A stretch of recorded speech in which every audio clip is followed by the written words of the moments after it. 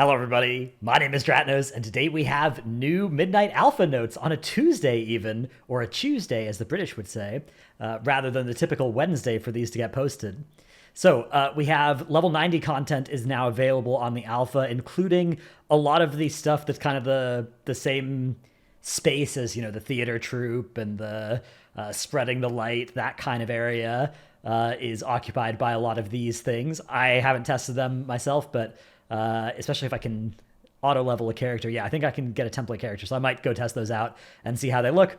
My suspicion is they'll be pretty similar to how those are, especially if you're somebody who focuses on dungeons and raids and stuff. These won't be too much for you. Housing. So they've greatly increased the budgets of interior, both the room placements and the decor budgets for housing from the previous build. Now that build represented a decrease from some of the limits in a previous build, so they've sort of re-increased them there. And there was a Reddit post that was sort of complaining about the lower budgets and was saying, hey, the virtual tour house that they had created, like that Blizzard had created and put in the launcher, was actually now over the budget. And I think that it was at 40, so it's now under the budget for a fully leveled house once more. Should be a little bit more realistic. And then the decor budget being 2,050. Now, if you haven't actually played on Alpha or the PTR, the decor pieces range in cost from like 1 to 10 for the really intricate, bigger pieces. But this is still a pretty sizable budget that, if you're creative about stuff, you can't just spam like infinite things, especially if they are some of the higher budget pieces of decor. But this is still going to be you could get a pretty big house going here.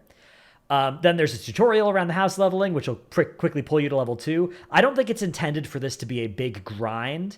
Really, I think getting your house all the way up to level 5 is something that I think you can do in a pretty short time frame. And they fixed then some other quality of life stuff around housing, and learning all the decor is going to be a lot faster. In fact, it's going to be instant for the common decor from vendors. Very nice. Okay. There is the prey system being implemented as well in this week's build, which is sort of like an outdoor world. It's hard to describe it. It's not something that you've seen in MMOs really. It's kind of like a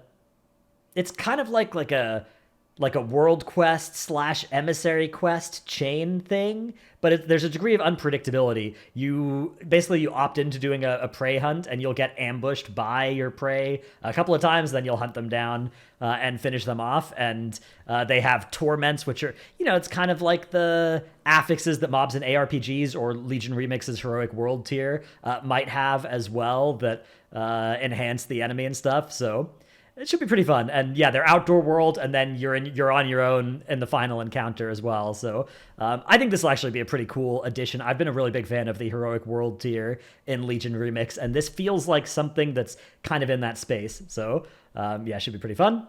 The new world boss is testable as well. They buffed the enemy damage in normal and heroic dungeons, which I wouldn't read too much into. The ratio of enemy damage to player health to enemy health to player damage is always thrown into flux by a new expansion, and needs to get retuned around. We've got some new delves testable as well, and then we've got the class set. More class sets are being introduced here. So following in the veins of last 2 expansions, the initial set bonuses are generally quite low impact, and I would say low interestingness for the most parts from what we've seen so far. So let's take a look at the new ones. We've got Balance Druids, the 2 set increasing the damage of shooting stars, and they generate additional astral power, but only outside Eclipse. Starfall and Star Surge damage increased by 5%, and casting them has a 40% chance to strike an affected target with a shooting star that also deals astral damage to all nearby enemies. Okay, that's kind of cool. That's at least, going to give you some AP, although it's only outside of Eclipse, right, that you're getting the AP, so although I guess, do shooting stars generate some baseline? Because I guess this would do that too. Interesting. Feral Druid, the 2 set makes it so that gaining clear casting increases your crit, and the 4 set gives you rake damage and makes clear casting increase your shred or swipe damage by more. So this is more along the lines of what we've seen from most of the others. pretty whatever. Guardian Druid, the 2-piece, increases the damage of Thrash and Moonfire. The 4-piece makes it so that you have an additional chance to activate Galactic Guardian on Maul, Raze, and Ravage, and makes your Moonfire dot have a chance to make those abilities double hit, which is kind of cool. That's a kind of cool little effect. It's got some synergies with both of the hero talent trees in different ways for Guardian, so I think that one's kind of cool. Brewmaster, Keg Smash, and Breath of Fire damage is the 2-piece. The 4-piece makes it so that your Keg Smash costs less, and when it strikes a target affected by Breath of Fire, it deals additional fire damage. At least you'll maybe feel the energy cost reduction. Again, anything is better than nothing, because nothing is what a lot of specs are getting. Prot Pally, Shield of the Righteous does more damage, and then the 4-piece says, after casting Shield of the Righteous, your next Avenger's Shield deals increased damage, stacking up to 5. So 25% increased damage if you have all 5 stacks. This is the kind of effect that can be sort of fun to play around, but probably not at this number, right? The final highest payout of this being 25% increased damage, even with the Prot Pally Apex talent and everything, I think is going to be pretty forgettable here. Af Warlock, UA and Seed of Corruption damage goes up, and then 4-set Agony starts at 2 stacks, and its damage is increased by 20%. 4-set Hand of Gul'dan damage, and then, the Demo Lock 2-set, Hand of Gul'dan damage goes up. 4-set, your Dreadstalkers deal additional damage and last 3 seconds longer. Destro, Chaos Bolt and Rain of Fire damage, and then the 4-set is Conflagrate generates 2 additional fragments and does more damage, so at least a little something rotational there. Fury Warrior, Rampage and Odin's Fury goes up, and then 4-set Rampages gives you Odin's Fury cooldown reduction. Okay, that's at least also something you'll feel. And Odin's Fury damage is increased by an additional 10%. Wow. Prot Warrior, 2-set, Shield Slam and Shield Charge damage, and actually 100% on Shield Charge. That's the kind of number where it's like, okay, this is going to be the season where I notice my Shield Charge actually doing a sizable amount more damage, so that's cool. And then the 4-set says Revenge and Thunderclap, damage increased by 10%, and Shield Charge grants Revenge, which I believe used to be a talent below Shield Charge that is being pruned, but is being given back sort of as a 4-set here, so that's nice. Okay, class changes. It's not the biggest set of class changes of any of these builds, but we do certainly have some of them. For DK, we have a rider change to make it so that Mogaine's D&D now extends the duration of diseases on the targets whenever it deals damage. And San'layn makes it so that Infliction of Sorrow no longer causes you to do the consuming of diseases after Gift of San'layn ends. So they're really kind of backing off of that disease consumption effect, which it kind of makes sense. I mean, it was certainly a powerful big hit of damage, but it was also, I think it was probably one of the more confusing things. The amount of DKs I know that kind of hadn't really read their hero talent tree and then were confused by why their Blood Plague fell off or why their unholy diseases fell off was alarmingly high. So I guess in the absence of a way that kind of communicates that intuitively to people, which it's hard to do with that sort of effect, it makes sense to maybe back off of it. For Frost, we have a new capstone talent called Pestilence. When Scourge Strike damages an enemy affected by your plagues. Now, this is an impressive capstone talent for Frost to get, let me tell you. This is it's going to be very hard as a Frost DK to have Scourge Strike damage an enemy affected by your plagues. So, my suspicion is this is supposed to be unholy. It has a chance to upgrade Outbreak to Pestilence, which consumes 100% of your plagues around you and deals 50% of the remaining damage instantly and gives you a charge of Putrefy. So there's something where you have a button that it'll change the icon of your Outbreak. I suspect people will still be confused about why their plagues have gone away, but at least this one is maybe going to be a little bit more obvious how that's happening. Blightburst has a new additional effect. Putrefy applies your plagues to unaffected targets. So that's kind of cool because when you Pestilence, you automatically gain the charge of Putrefy, and then you Putrefy and you get your plagues back. That's kind of cool. But it is going to be nerfed in the coefficient of how much it deals, and some of that power has gone into Pestilence. Putrefy scales with Mastery, fixed some buggies, and moved some stuff as well, and also increased the damage of the Disease Cloud around the A-Bomb. Demon Hunter, Annihilator. Celestial Echoes has been updated. Consume damage bonus reduced to 15%, was 25%, so a little nerf there. Fell Scarred / Void Scarred, we have the new column for this hero talent tree. One that just gives you a flat buff to fire or cosmic damage, doubled while in demon form. One that increases that gives you a chance to reignite after your Immo Aura or Soul Immolation to get its effect again. Okay, that'll be probably pretty powerful for both flavors of Demon Hunter.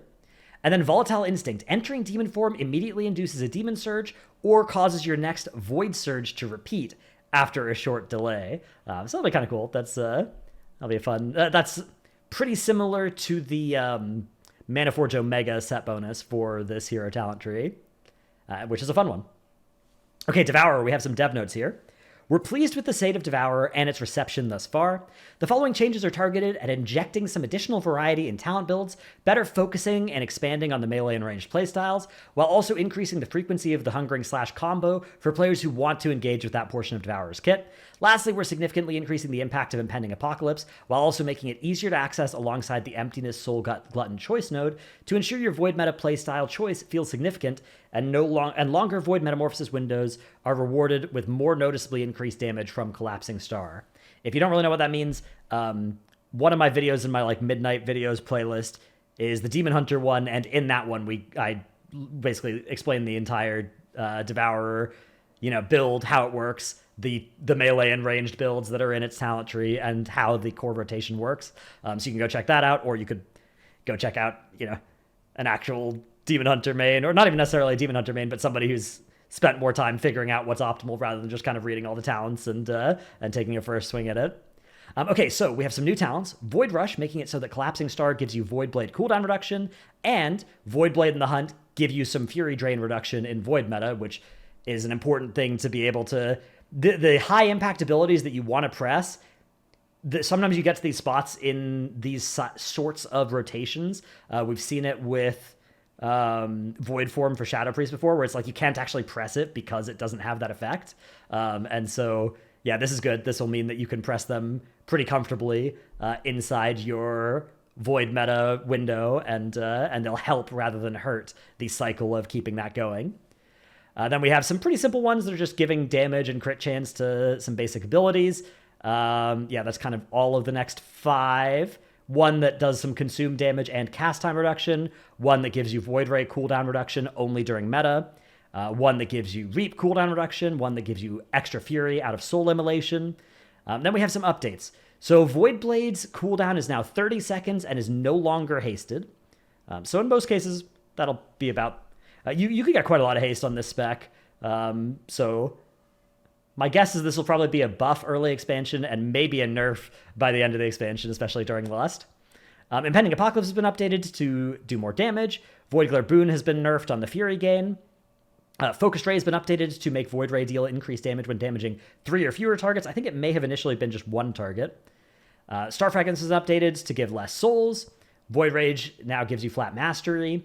Hungering Slash has been updated. It now additionally gives you a temporary charge of Vengeful Retreat, and causes your next Vengeful within 6 seconds to deal additional cosmic damage.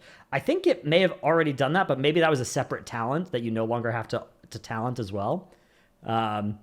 Devourer's Blight no longer increases Void Blade damage. Duty Eternal now increases Void Blade's damage by more. Void Purge has been updated to now reduce the cooldown of Void Ray in Void meta by 2 seconds, which, okay, yeah, that's here, so they've got it in the new talent and the updated talent section. Hungering Slash is soft capped at 8, and Eradicate is soft capped at 5. They've also fixed an issue causing it to receive less intellect on their gear than other specs.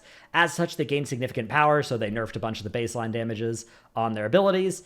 And yeah, they took away Dark Ultimatum, Sunder, Up Close, and Void Step. So I think one of those was this added functionality for Hungering Slash, which they're now just baking in to Hungering Slash.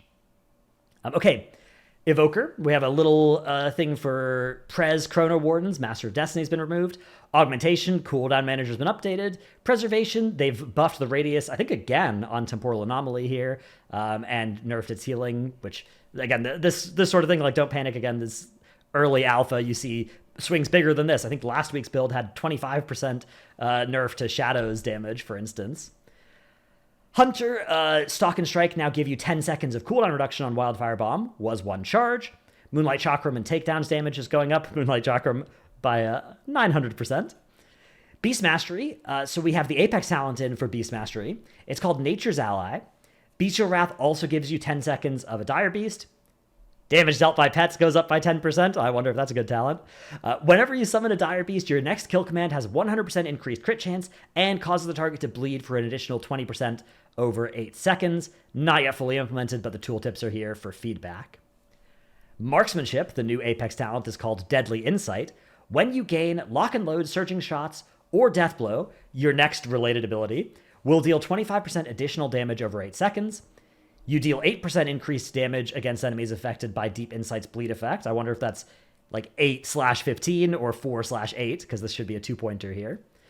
And then when you consume Lock and Load, Death Blow, or Surging Shots, you have a 25% chance to immediately gain one of the other effects of Lock and Load, Death Blow, or Surging Shots. That's kind of cool. That's a cool little, package that they've put together there. That's going to be pretty crazy though. The Hyrule where you could just bounce back and forth between like Lock and Load, Death Blow, Lock and Load, Death Blow, Lock and Load, Death Blow. Very unlikely, but that'll be very fun whenever it does happen. And then they have nerfed Quick Reload and buffed Lethal Calibration for Serve Hunter. Monk. So for Conduit of the Celestials, we have a new talent that increases its damage on a single target and then reduces that bonus smoothly over the next 5 targets back down to regular damage.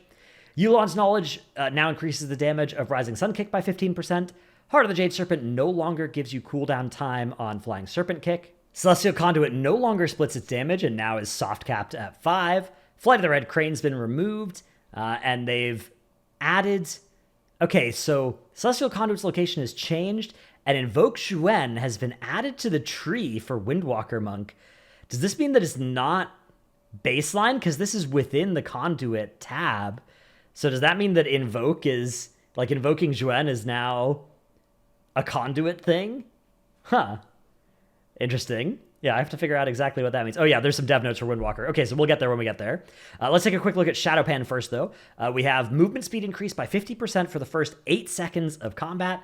Roll cooldown reduction, so some pretty cool mobility. This is going to feel pretty nice on a Shadowpan Monk to be able to have both of these. Wisdom of Wall has been redesigned to make Zenith cause RSK or Spinning Crane Kick to launch 3 Flurry Strikes. Veteran's Eye has been redesigned to give you 5% haste, which is a good stat for Windwalker, and historically hasn't been for Brewmaster. I'm not sure if they've made it better successfully in Midnight. Shadow Over the Battlefield has been renamed to Shadow Over the Battlefield. Aha!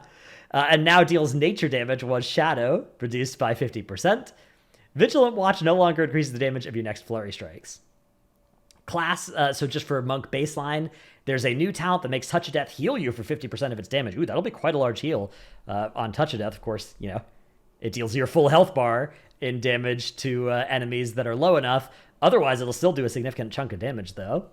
They've updated some icons, and they've taken away Bounce Back, which I believe was the effect where when you got hit for a big amount, it reduced the damage on it, which was pretty powerful for surviving some heavy one-shotty type abilities, depending on the content you were doing. Windwalker, this week's updates to Windwalker are focused on making Zenith, which is previously Weapons of Order. Okay, so Zenith is they've renamed Weapons of Order to Zenith, a more powerful and satisfying standalone cooldown, as Invoke Zhuen has been moved to Conduit for Windwalker monks. This will entail introducing an optional modifier for its duration, but we're still looking to keep these to a minimum for Windwalker monk. We're also replacing a few talents we don't feel are accomplishing our goals, and cleaning up Windwalker's visual profile to have less superfluous effects going on and be more consistent with core monk fantasy. So Weapons of Order has been renamed to Zenith. We have some new talents to make it so that RSK gets extra mastery benefit. And that's now called Combo Breaker instead of Combo Strikes. A new talent called Weapon of Wind that gives you damage during Zenith. A new talent called Martial Agility that gives you attack speed increased during Zenith. A new talent that gives you auto attack crit chance. And a new talent that makes it so that you stomp when you press Zenith Stomp, or you press Zenith, reduced beyond 5 targets. Another new talent as well that gives you 15% magical damage, which is not a large percentage of your damage historically for Windwalkers. We have a redesign on Jade Ignition to no longer stack an aura that increases Chi Explosion's damage. Combat Wisdom no longer increases the damage of Tiger Palm. Teaching the Monastery kicks are now 25% effective. Blackout Kick's baseline damage, though, is up by 300%. Jade Fire Stomp, 200%. Taints of Chi-Ji's chance to proc has been nerfed by 33%.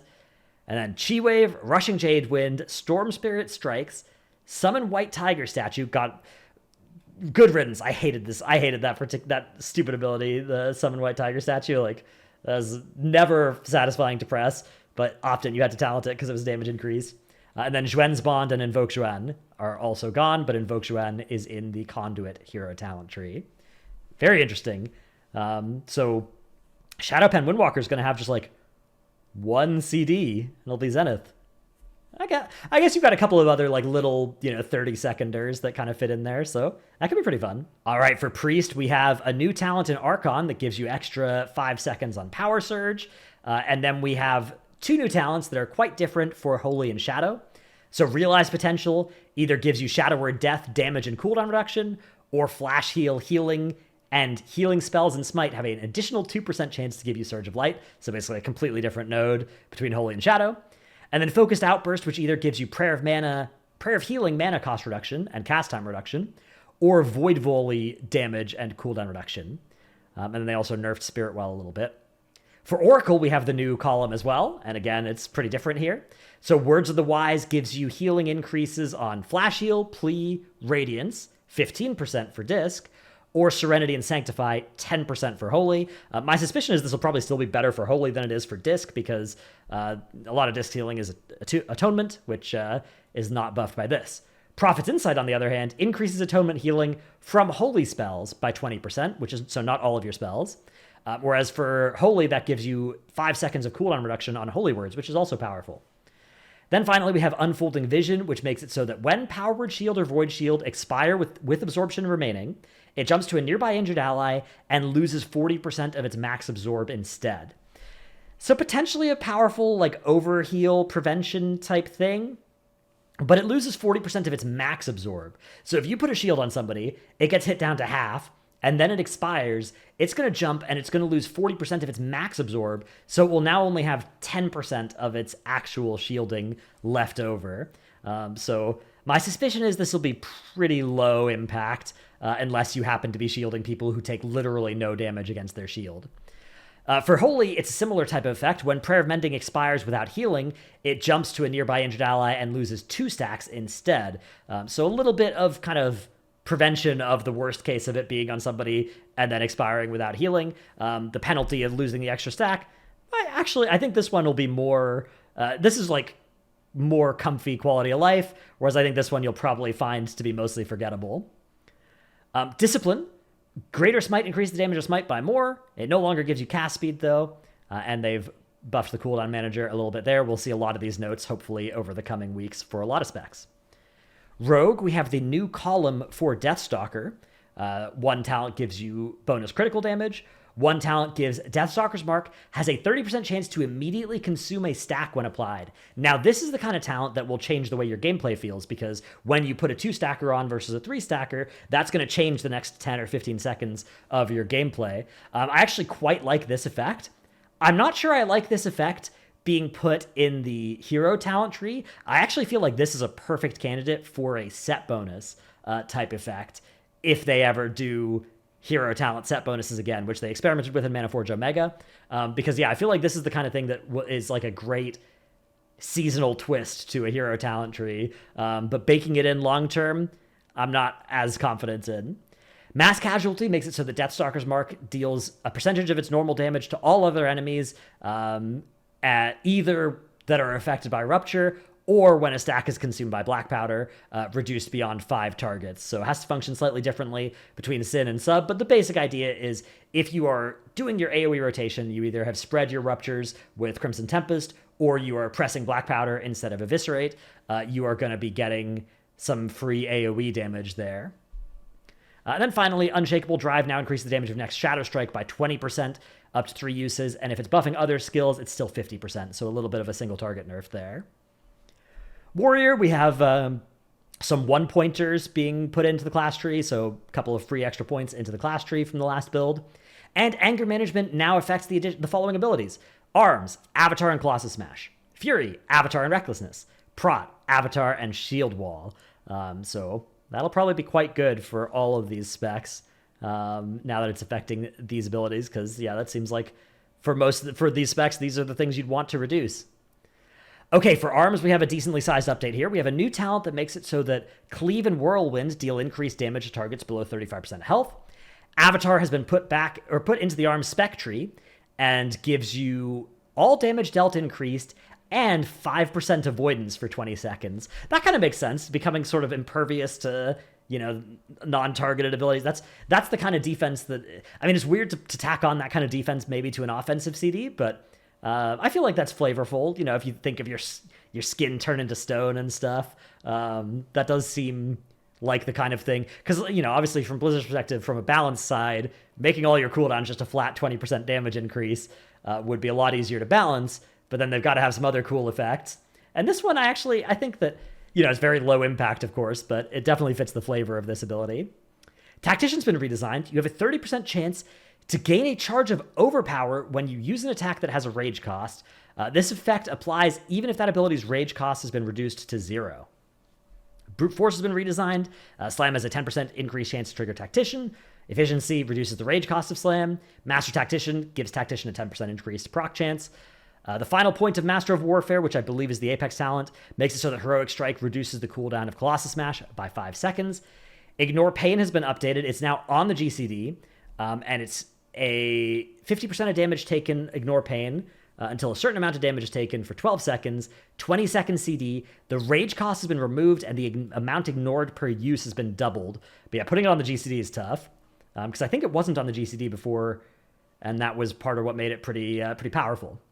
Because it was like pretty low cost to press it in some cases, although of course, the rage is valuable. So now it has a GCD cost and not a rage cost. Broad Strokes has been updated to make Colossus Smash give you sweeping strikes.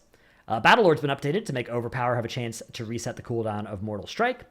Ravager's been added as a choice with Bladestorm and updated to make Cleave and Whirlwind deal 50% increased damage while Ravager's active, and it's now thrown at your target, I guess, instead of ground targeted. Finishing Blows has been replaced with Overpowering Finish. Overpower deals increased damage to targets below 35% health, so they're really adding a lot of this type of execute identity to ARMS, which makes sense. That's probably the most execute-y spec in terms of identity in the game. Soften Them Up has been replaced with Martial Prowess, which gives you Overpower and Slam, buffing the damage of your next Mortal Strike, stacking up to 3 times. Sharpened Blades now increases normal as well as crit damage for Mortal Strike, Cleave, and Execute. Dreadnought's been buffed. And Bloodborne now increases crit damage of bleed effects in addition to normal damage. Blunt Instruments, Exhilarating Blows, Merciless Bone Grinder, and Spiteful Serenity are all gone. Avatar's been updated for Fury and Prot as well. For Fury, it gives you movement speed, and for Prot, it gives you 3% damage reduction, which, for a tank, that size damage reduction effect typically is not a big deal, but it's better than nothing. And then Ravager has the additional effect of making Revenge and Thunderclap deal 50% increased damage while it's active. That's going to be pretty big, especially for like Mountain Thane AoE DPS. And then finally, we have Sparks available for testing. If you've missed it, Sparks are going to become, I think they're going to be currency, and they're going to still drop at a rate of 1 per week instead of giving you a half Spark per week. But all the recipes require 2 or 4 now instead of 1 or 2. So it's basically the same system as before, but without the combining and taking up a bag spot thing, which should be pretty nice now that it's in the currency tab. Also, several default values for nameplates have been changed. Nameplate's definitely something that they're continuing to iterate on. Hopefully something that gets into a great state by the time the expansion comes out, which, yeah, every week we're getting 1 week closer to that. That's it, though, for this week's development notes. There's also been some Legion Remix tuning, by the way. If you're playing any of the Legion Remix powers that aren't the Twisted Crusade, they buffed all the other ones, so it's pretty cool. I love the way they're doing Legion Remix tuning, where it's just like, oh, this thing's OP. Instead of nerfing it, we're just buffing everything else. They did that with tanks and M+. They buffed healers and DPS by a huge amount in M+. And then they've also are now just buffing all of the non-OP weapon abilities, so... a cool design philosophy. It's the kind of thing people will ask for all the time in retail. It would be kind of hard to do because it creates sort of a power creeping spiral that can get to things being pretty ridiculous pretty quick, but Legion Remix doesn't care about that, so it's kind of fun to play in that game mode. Of course, with the expiration date being the thing that lets them do that. Anyways, that's going to be it for this week's video. Hope you've enjoyed. Thanks for watching. Thanks for following along as we continue seeing what's happening in Midnight. See you in the next one. Bye.